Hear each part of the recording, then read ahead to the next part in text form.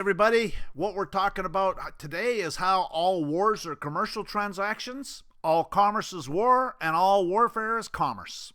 And so let's get going. Under international law of warfare, all parties to a cause must appear by nom de guerre because an alien enemy cannot maintain an action during a war in his own name. Okay, so that's the Sestake Trust.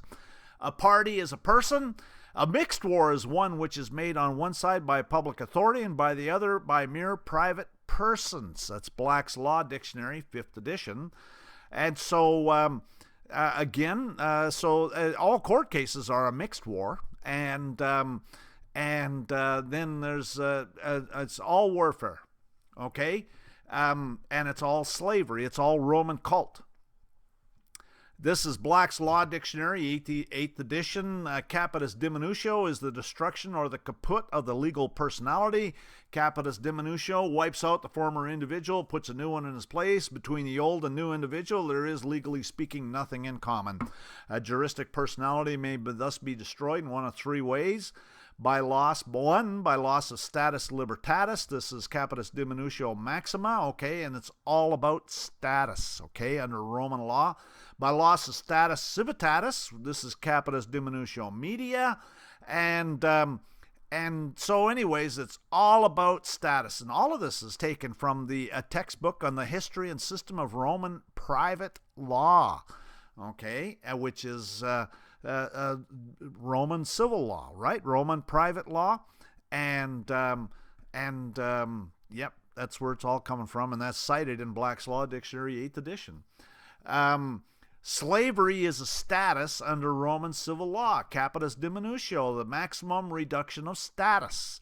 The diminution of a person's legal status as a result of being reduced to slavery. And this is the Commentaries of Gaius and the Rules of Ulpian, translated with notes by J.T. Abdi, a liar, and a couple liars, actually, in 1874, which the Commentaries of Gaius and Rules of Ulpian is a book that was written like during the Roman Empire, about 350 A.D. To take an instant, when a person sui juris has given himself an adoption, or a woman has passed under manus all her property, incorporeal and corporeal, and all that is due them is acquired by the adopting father or coiptionator, except those things which perish by capitis diminutio, of which kind are usufruct, an obligation to service on the part of freedmen contracted by oath, and matters enforceable by a statutable action. Okay, statutes are all contracts. Okay, you have to consent. This is the causes and necessities for taking up arms, 1775. Statutes have been passed extending the courts of admiralty and vice-admiralty far beyond their ancient limits for depriving us of the accustomed and inestimable privilege of trial by jury in cases affecting both life and property, to supersede the course of common law, and instead thereof to publish an order and use the exercise of law martial law, perpetual commercial warfare, okay? And it's all falls under statutes. And this is the Declaration of Independence. He's combined with others to subject us to a jurisdiction foreign to our Constitution, unacknowledged by our laws, giving his assent to their acts of pretended legislation, which is color of law, martial law, for imposing taxes on us without our consent, martial law, for depriving us in many cases of the benefits of trial by jury. This is the Revised Code of Washington, Legislative Declaration for Civil Liberties Day in Remembrance. The legislature recognized that on February 19, 1942, the President of the United States issued Executive Order 9066, which authorized military rule over civilian law and lives. And again, so it's all martial law. It's warfare. In United States, remember, go back here, okay? This is the causes and necessities of taking up arms. It says to supersede the course of common law and instead thereof to publish and order the use and exercise of law martial. So when they do martial law, it gets rid of common law. Well, get a load of this. There are no common law offenses against the United States. Only those acts which Congress has forbidden with penalties for disobedience of its command are crimes, okay? And so, and that's 11th Circuit citing the U.S. Supreme Court. Anyways, under Texas law is the same. There's no act or omission is a crime unless made so by statute. It's all under martial law. It's all warfare.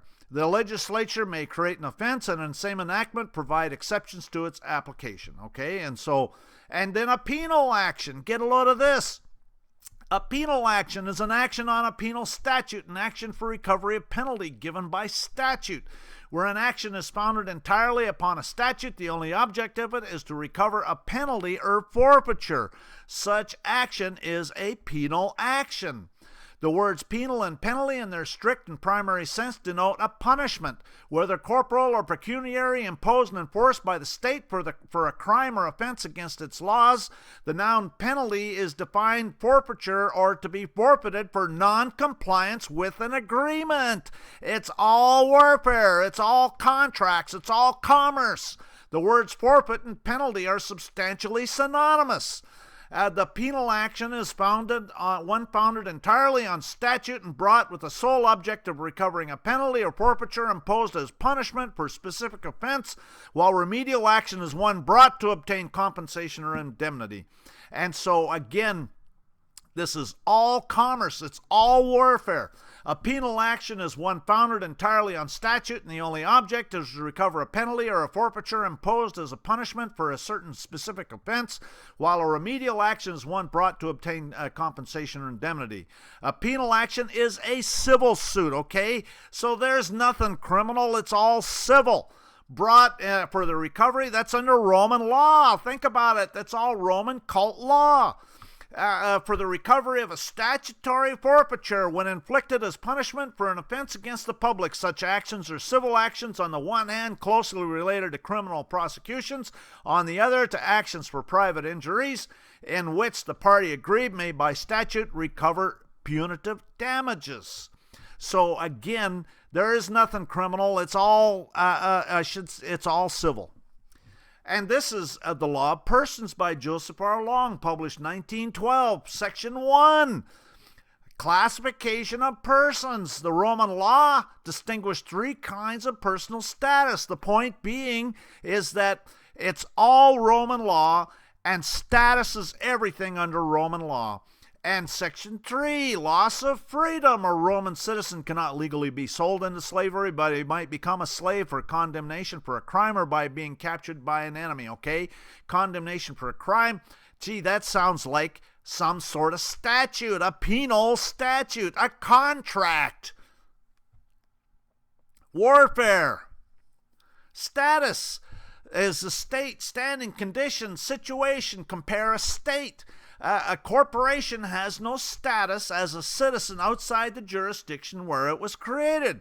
A corporation is a citizen is a corporation. If they're assaulting you with their U.S. citizen slave, then you're in the District of Columbia.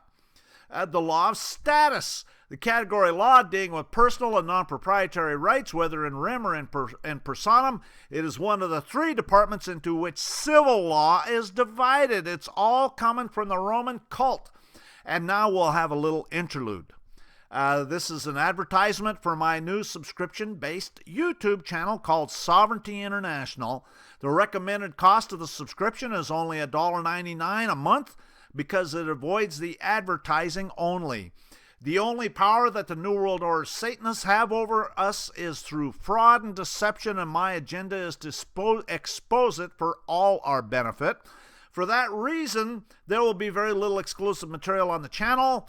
I originally set it up because I wanted it to have exclusive material, and then I thought, well, you know, there's really nothing on there that I don't want to have available for everybody. And so I may put some exclusive stuff on there, but I just can't think of anything on there right now that I want to make exclusive. I'm currently actually publishing 5 videos a week for the next couple of weeks. If I keep putting out videos, it'll stay that way. We'll see how. I mean, I got to have some topics to discuss, so send me emails about things that you wanna hear about, and I'll be happy to put something together. Now, so to continue on with the topic at hand, warfare. Naturally, the common people don't want war, but after all, it's the leaders of a country who determine the policy, and it's always a simple matter to drag people along, whether it's a democracy, a fascist dictatorship, or a parliament, or a communist dictatorship. Voice or no voice, the people can always be brought to the bidding of the leaders. This is easy. All you have to do is tell them they're being attacked and denounce the pacifists for lack of patriotism and exposing the country to danger. It works the same in every country. And that's Hermann Goering, Hitler's Reich Marshal at the Nuremberg trials during World War II. So he said that under oath. The more we do to you, the less you seem to believe we're doing it. And that's Joseph Mengele. We provide a problem, or you provide a reaction. Together we'll both create a solution. Woohoo! That's the dictator George Bush. The First World War must be brought about in order to permit the Illuminati to overthrow the power of the czars in Russia and making that country a fortress of atheistic communism. The divergences caused by the agentur of the Illuminati between the British and Germanic empires will be used to foment this war. At the end of the war, communism will be built and used in order to destroy the other governments and in order to weaken the religions. And this is a cite by Albert Pike, who was a Confederate leader. Okay, he probably wasn't even alive during the First World War. He was the leader of the Freemasons. He was an admitted Satanist, and is taken from his book Morals and Dogma. And there's more. The Second World War must be fomented by taking advantages of the differences between the fascists and the political Zionists.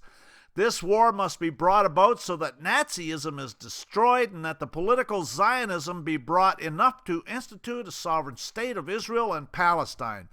During the Second World War, international communism must become strong enough in order to balance Christendom, which would be then restrained and held in check until the time when we would need it for the final social cataclysm. And again, Albert Pike in his book Morals and Dogma. And so how the heck did he know all of this? All of it's been orchestrated. All warfare is commerce. All commerce is warfare. The Third World War. Now, this is obviously not the whole site where I put dots there. It's missing some stuff because I couldn't fit it in here. And really, it's not anything that's material to what I'm trying to show here. And so just so you're aware, there's a bunch of stuff missing. This site is actually quite lengthy. The Third World War, fomented by taking advantage of the differences caused by the agentur of the Illuminati, the war that Islam and political Zionism, which is Israel, mutually destroy each other. Meanwhile, the other nations divided, constrained to fight to the point of complete physical, moral, spiritual, and economical exhaustion. We shall unleash the nihilists and the atheists, and we shall provoke a formidable social cataclysm in all its horror, savagery, most bloody turmoil. Then everywhere the citizens, obliged to defend themselves against the world minority of revolutionaries, will exterminate those destroyers of civilization, and the multitude disillusioned with Christianity will receive the true light of the pure doctrine of Lucifer, brought finally out in the public view. This will result from a reactionary movement which will follow the destruction of Christianity and atheism, both conquered and exterminated at the same time. Woohoo! Albert Pike and Moral Dogma. Yeah, so that's what he's saying, okay? He wants to bring out his Luciferian psychology and destroy Christianity, okay? That's exactly what he's saying. And so you got to understand that's what's coming, okay? They're building up to that one right now. The high office of president has been used to foment a plot to destroy America's freedom, and before I leave office, I must inform the citizen of his plight. And this was a speech made to Columbia University on November 12, 1963 by John F. Kennedy, 10 days before he was murdered. The drive of the Rockefellers and their allies is to create a one-world government combining supercapitalism and communism under the same tent, all under their control. Do I mean conspiracy? Yes, I do. I am convinced there's such a plot, international in scope, generations old in planning, and incredibly evil in intent. And that's Larry McDonald, 1976. He was killed when that Korean Airlines 747 was shot down by the Soviets. And now this is a little advertisement for my some other YouTube videos that I've got. So I encourage you that if you want to learn more about this stuff, to check out some of my other videos. Bankster Thieves 1, 2, and 3, the Churchianity series, Bankrupt Corporate Governments, Bar Members 1, 2, and 3. Do you know Do It Yourself, How Not to Volunteer for the Selective Service in the Draft?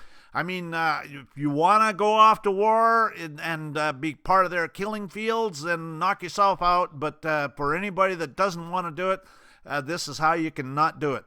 Martial laws here, do-it-yourself no income tax, do-it-yourself no sales tax, do-it-yourself traffic stop 1 and 2, do-it-yourself pre-mail 1 and 2, do-it-yourself kangaroo courts 1, 2, 3, and 4.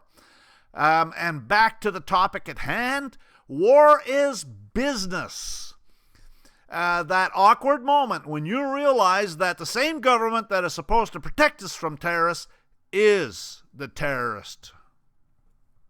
If you think this is for your protection, you clearly have no idea what's going on. Can you spot the terrorists? Terrorism is a noun, the use of violence and intimidation in the pursuit of political aims. Terrorism, a system of government that seeks to rule by intimidation. And that's Funk and Wagnall's New Practical Standard Dictionary, 1946. I've got that dictionary. And look at that, the terrorists and their leader. Warning, this is the standing army you were told not to tolerate. And the bottom line is never, ever give up. Copies of these documents can be found in my private group at Yahoo called Administering Your Public Servants. I have YouTube videos that are videos of private information shares that show these and other court citations that are available for a donation. Donations to support this work are appreciated, and this last paragraph is for all the Satanist order follower revenue officers operating in their private capacity under the Federal Tax Lien Act of 1966, because they can put their privileges and benefits up their rectal orifice. I prefer gold or silver coin, but as an extremely less desirable alternative, I can accept IOUs or their commercial paper. Federal Reserve notes, PayPal gifts, checks, money orders, etc. Send me an email for particulars. My blog is sovereigntyinternational.wordpress.com. My website is sovereigntyinternational.fyi. My email is engineerwin@yahoo. My YouTube profile is Sovereign Living. My Facebook community page, I deleted it because of censorship on the part of Facebook. My private group, Sovereignty International, is in the process of being deleted. It's got about 14,000 members. It takes a while to ban everybody off of that group. My Yahoo private group, Administering Your Public Servants, and my Google private group is Administering Your Public Servants. I appreciate you taking the time to watch this video. I hope you get something out of it. You need to understand it's all about warfare, and as long as the Roman cult is around, that's all there'll ever be is warfare, because that's what the Roman cult is all about. And meanwhile, have a real nice day.